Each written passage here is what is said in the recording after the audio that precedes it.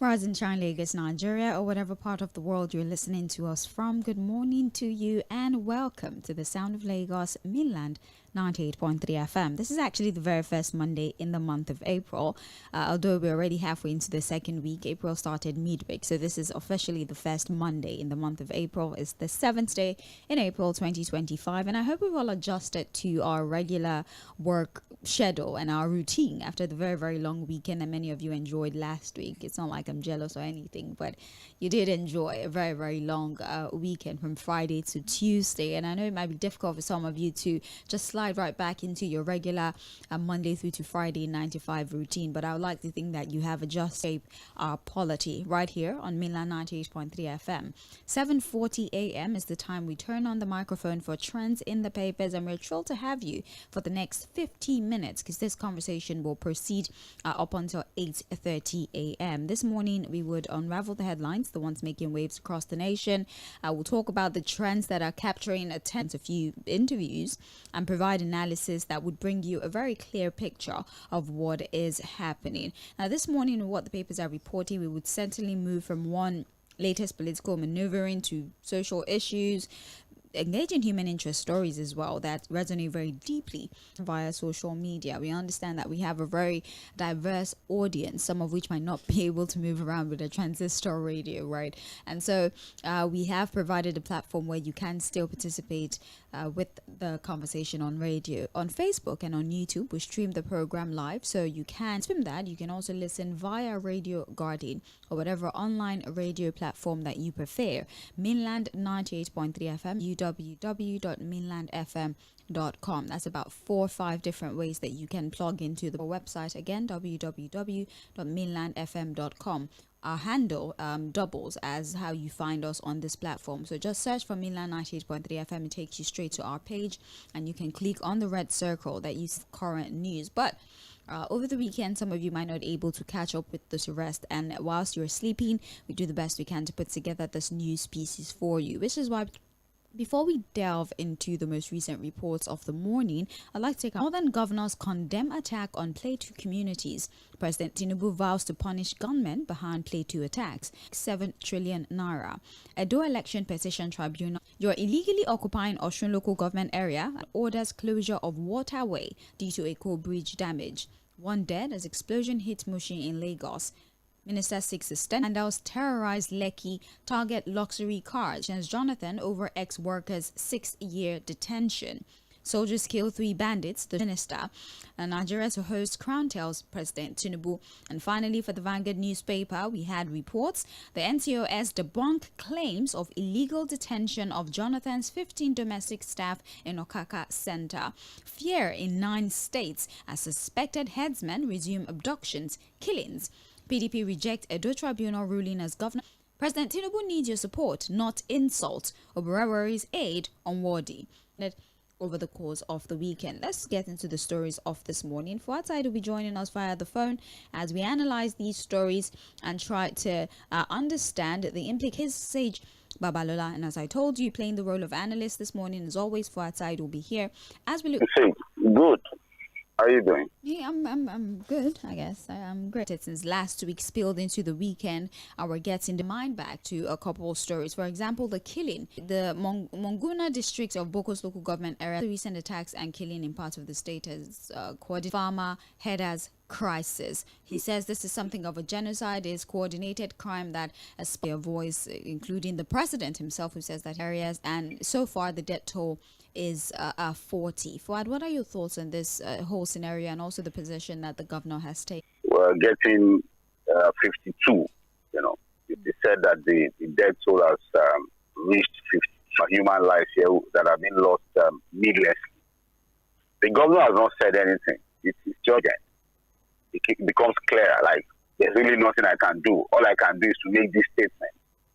Again, that goes back into our reality, are not controlled by them. Of course, there will always be the argument of what these are coordinated by war merchants crimes, because these are coordinated attacks out of this situation of repeated killing, arson. Here is it. Both Plateau State and Benue State are states that have serious implications for agricultural produce. it's unfortunate, really, because again, I have to look through several reports on this particular crisis. Who may have to reach out to her to say, look, what exactly is happening, and there's no clarity. And you can see that the governor has also made it clear that this is not either by anarchist war marchers who just want to cause trouble. They are giving to us at this time. By now, these are issues, for example, that the NSA will be speaking to the IG of police, and eventually take that back. What is the security situation at first instance to be clean? But look at what is happening in Plateau State. What effort has been made? No one can continue to make these statements. But the more he makes those statements, the more he forces the president himself to this issue. The president is not in the country as we speak now. There are people that will tell you that, coordinated commitment, serious commitment, because we are losing people. We are talking about what kind of briefing are they giving to him? What kind of security report is he getting?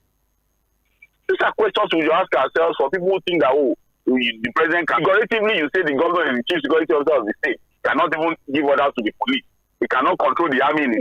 It's all muddled up. And it's unfortunate. Very unfortunate indeed. The paper is actually with the people of Plateau State and security operatives. And another thing that happened over the weekend, the Alaafin of Oyo coronation happened as well. The 46th Alaafin of Oyo, His Imperial Majesty Oba Akim Owade. He became Alaafin yesterday. We saw beautiful images. Oba Akim Owade.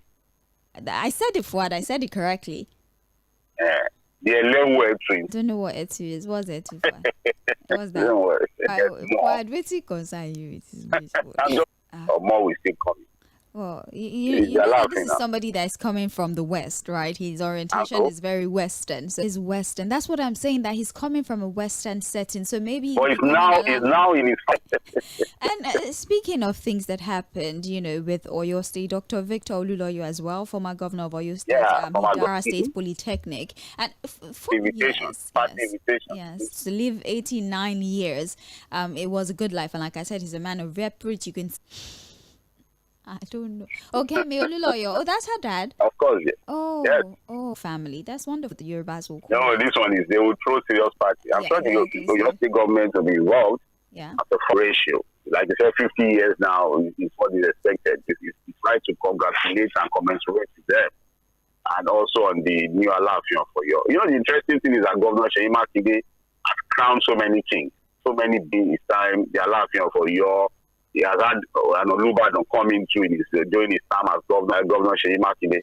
All right, indeed. Fuad, I want to play you something, right? Just indulge me. It's about 33 seconds. Look, look, $10 won't buy you lunch anywhere in the US. Hardly. Eat at the Hilton or some eyebrow place. There's a lot you can do. In Guanifa, there's people that sell 1,500. Fuad, good morning again. Good morning. I'm in a very good mood. You saw that we started the show with... Okay, so you... And you have to play that audio. So that okay, well, so that's true. You've heard it. Everybody has heard it. So, Dr. Tokwe Fast, remind you... Economic affairs. Yes. Thinking like this. Okay, yes. Just go on. No, Fuad, I'm just here to tell you the story, right? Remind power to... What I will also know its antecedent. Fuad, he says 1,500 is enough money to eat in Nigeria. He calculates minimum wage in America is $7 per hour. Minimum wage per hour, when converted, is 10,000 naira. Using 1,500 exchange rate, that's around 1.8 million naira. So to simplify things, since he's the one doing naira to dollar thing, exactly. He started So I'm just helping him to put things in proper perspective. The average American worker, full-time worker, earns 1.8 million naira every month if they're being paid according to minimum wage. And he compared and says that, $10 cannot get you something to eat in America, but at least with 1.5 here, with $1 here, you can always buy boli. All those ego fish, I'll be that round one. I wouldn't know for it. To understand the thought process, it's okay. It's a political roundtable yesterday. And the first thing, government, the things he was saying, especially under the Buhari government, how he kept lambasting the Buhari economy, how he kept talking about how things are very tough things. But now, he has started what you call revisionism. So let us even stay with what he has said. Again, you don't need to be an economist to know that the guy is dumb. You say, are your brains working? Because what are equal wage in the U.S.? It means that there are people in the U.S. who earn more than 1,005 by. What kind of a fish brain? Even I'm sure there are more intelligent fish in the water than this brain that is saying this. Fᴜᴜ. Some of these things. It's another thing to come out brazenly to tell the people that they are stupid. Even when you, for example, we are doing the calculation now, you have to spend 1.5 per meal. A meal that does not even take you anywhere really. Because if you have people and fish, at 1,000 naira, for example, let's use 100,000 naira. So you do your boli and fish in the morning, or you do bread and beans. House rent, where would that come from? What of transportation to work? Where would that come from? Where would that come from? So, as in his own thinking, what makes a person, what makes an economy okay is when you are just able to eat. And what kind of food you are eating. So far you are able to eat boli and fish. So when you talk about the living standards of the people, in his own thinking and mind, how do you take care of that from what you are earning? And then does he know that, look, you cannot talk about the living standards of the people without talking about their earning power and their purchasing power? So even joy that makes their life better.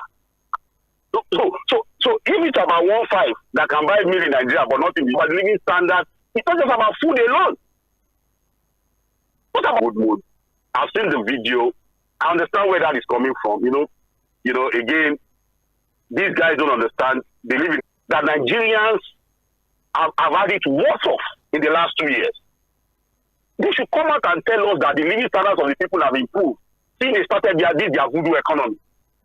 Simple economic analysis is just very simple. Can they tell us that in truth, how much is bread now? A loaf of bread. If you have to buy beans, you buy bread. 500 naira beans, so 1,515 is gone. So like that fish and boiling can be bought with 1.5. Well, this is some of the prominent stories that trended over the stories that we have just addressed. It still trends in the papers on Mainland 98.3 FM. My name is Sage Babalola. I'm here having conversations with Fuad Said, who's providing analysis with conversation that we've had so far. Now, let's look at the Punch newspaper, Fuad. 20 governors under fire for delaying 70,000 rider. Now, the national president of the Nigeria Union of Local Government Employees, Alhaji Haruna Kankara, on Sunday said include Yobe, Gombe, Zamfara, Kaduna, Imo, Ebonyi, Cross River, Federal Capital Territory, Abuja, Borno, and 11 others. The NUEGE later disclosed presentation including Lagos, Rivers, Bayelsa, Niger, Enugu, Akwa Ibom, Abia, Adamawa, Anambra, Jigawa, Gombe. Very funny to see the Federal Capital Territory on the list of states that have not implemented, complaining that the high taxation sort of negates the entire purpose of the minimum wage. You give us more money, but you're taking it away for a year, and because of that, too much money, people are losing too much money via taxation, and this is when this pronouncement was given. But so far, at least 20 in high taxation does not allow. Borrow, beg, or steal, these governors would have to find a way to pay the minimum wage. It's become law. So however they want to do it, it's minimum. I'm sure the negotiations have been sorted out at the state level. Yeah, the different 70,000, it has to be the minimum. Those that want to pay 75,000, 80,000 naira, till now is a problem. And you can see that now sharing more money. You know, the federal government is telling us, oh, the governors are now making more. During Buhari era, it's better than sometimes to see them sharing about 900 billion among themselves. Now they do about 1.2, 1.4 for money. Because again, we are in an era where if you look at it, what can the money do really? Proper factual conversation too.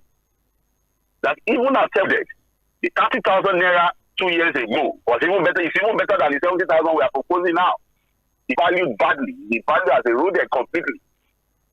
So, but at the end of the day, that's what I'm saying that, look, but since that is the law and that's the agreement, it has to be implemented.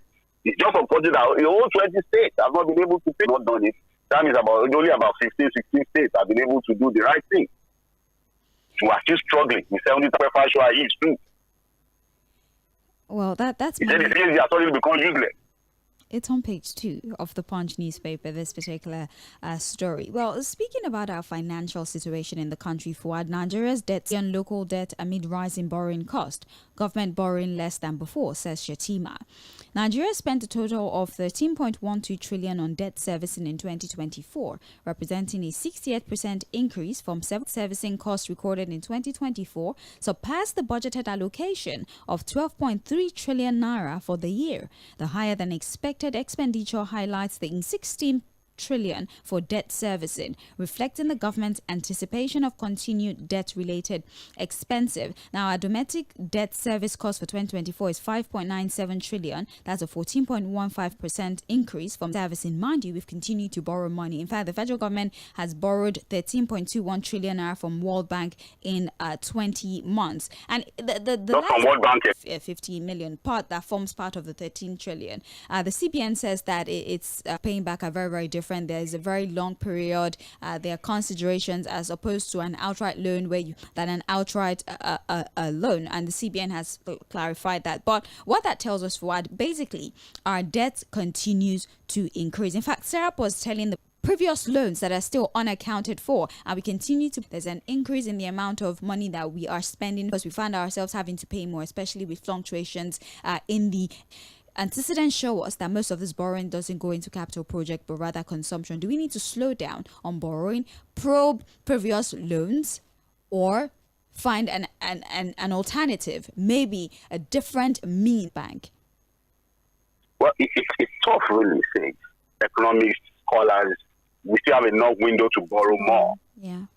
Of course, those will be looking at, those school of thought will be looking at our debt to GDP. Yes. I will tell you that there's that window for us to continue to borrow more. And the rebasing as well. The recent, yes. We even have more window to borrow more. So you might have the school of thought with we are borrowing money for big things. But when you say you are borrowing, see, the narration around the borrowing does not really show anything really tangible. Yeah. I think it has become, how questionable it has become. We moved from around 70 trillion, we are now 25. The question is, what do we have to show for it? The question again is this: this government on day one removed subsidy. Government started aggressive revenue drive, taxes, levies, all manner of things to shore up government revenue.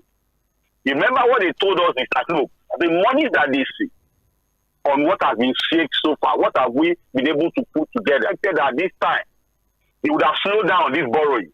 But the money keep coming. They are keep. Well, almost every and all the other, there are other monies that are coming from the pain Nigerians have to go through because subsidy was removed. Where is the money? The lot of subsidy. You remember what ended it? He requested for a private session. They closed the session. Close the door. Yeah, we have not seen anything.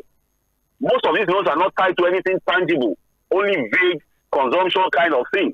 Start looking at it, there's a problem somewhere. There is a problem. If you look at how people are suffering because subsidy was removed, we floated the naira. Just over the weekend, it was announced liquidity, to firm up the naira. So we are still back to what they said they would never do. We are still now defending the naira. So this economy is not adding up. The thing no gel. There's a problem connect somewhere. What has changed? Let us even ask ourselves. What will impoverish the people? We slow down the economy for the reform. Well, thank you very much for what person said. We complain too much in this country. That was why a lady visited Nigeria and was shocked at the kind of expensive every day. Car mart are on a high increase. Communication gadget, phones and phone accessories, laptops, Bluetooth speakers. Different airports have flooded the market. Who exactly are the book? He thinks we're and do you think we have to boil with that friend? Yeah, it just needs to, I don't know, how people are living in poverty to take a journey to different parts of the country, rural areas, and see the living standard of the people. So it thinks that, because of those little numbers, what is the percentage of the people that are even patronizing the mall? Those laptops, we should not even bother ourselves. Some places to understand that what you're seeing is just a facade. They are going through. Okay. Well, like you said, maybe that's his own reality, and maybe he's a man brace up for fresh nationwide protests. We have the police authorities have placed force said it had deployed its personnel in strategic location while warning the protesters to shelve the planned demonstration, which was meant to protest. Sanyaolu said the protests equally aim to confront issues surrounding the misuse of, although security operatives are advising against it, citing the very volatile security situations that we currently have on our hands. And I do think that it is the best time to have a protest, seen as in protesting the state of the nation. They're protesting what's going on in Rivers State. They're protesting the misuse of the Cybercrime Act, and they're insisting that they will not back down from this protest regardless of the position. Protests have become a taboo. Yeah. Trump and his policy. Hands off or hashtag hands off, I think that's what they Hands off, yes, that's hands off. And so what you find, and that there's no crisis of the needful to ensure that both the protester and non-protester are protected during the protest. For us to now get to the point where the democracy, the police keep issuing statements, of democracy, and one of them is the right for people to protest. I don't know how we suddenly got to the point now where... I understand that you have a right to association or a right... security, that's what they're saying. We're in a very volatile security position at this time. And so and protest might be I want you to know that this is all hypocrisy. Let people come out today now to say that they want to do a gathering in a particular place to issue statements. So how does that threaten any peace and security of the people? But of course, if people are still coming out to speak their mind, say, gather in a situation where the people advantage of that to listen to the people. But when you get to that gathering, they are no longer talking. I think it would be wrong for the government to think they've been able to conquer the people. Instead, it will mean that we are just living on the chair. It will be some form of feedback. But this idea of people should not talk, people should not say anything, there's security threat, prison and all of that. The law will continue to tell the people to shut their... From the Vanguard newspaper, there's a replicant for ambassadorial appointed embassies and 22 high commission for the role, and they've all been told to visit the nearest CSS center for screening, amongst other things. What exactly the personalities that are reportedly being considered for this ambassadorial roles? Basically, they say that this is just political compensation. Ugwai, for example, you remember it was part of the G5. Those were the guys who worked together with Yᴏᴜᴛ, who has also been well compensated with the ministerial position. What is true that they are already being considered. So Ugwai, remember, part of the G5, was the former governor of Enugu State. Ikiazu, former governor of Abia State. Not so badly that they could not even vote for them to go to the Senate. But they worked together with Yᴏᴜᴛ to ensure that Alhaji Atiku Abubakar did not win, or the PDP did not win the presidency. So again, you can't blame people who think, oh, this is what the government was going to give back. So again, on the list, you have Femi Fani-Kawadi, according to the report. And now they're also going to be compensated. Reno Omokri, too, according to the report, is on the list. So it's and there, there are people, it's a long list of people who have been waiting to get these jobs. Land Focus, don't go anywhere. It's Mainland 98.3 FM.